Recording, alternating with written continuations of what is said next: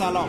یه سوء تفاهم‌های جدیدن رخ داده که لازم شد یه سری واقعیت‌ها رو آشکار کنیم. از ما متخصص که کارمون اینه بشنوید. فرقی نمی‌کنه موتور برقی که خریدی، فوتر باشه، دایسون باشه، هوندا باشه، گرین پاور باشه، رد پاور باشه، قهوه‌ای پاور باشه یا مارک اصغر موتور، همشون تو چین تولید میشه با کیفیت یکسان. حالا این وسط هر وارد کننده‌ای که تبلیغ بیشتری داره میگه برند من خاصه، کیفیتم فلان، مصرفش اینطوریه، توانش اونجوریه.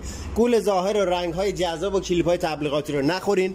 همشون یه جا تولید میشه، فقط اون قاب پلاستیکی روش عوض میکنن و یه سری رنگ‌های جذاب و تو دلبرو براتون بهش میزنن.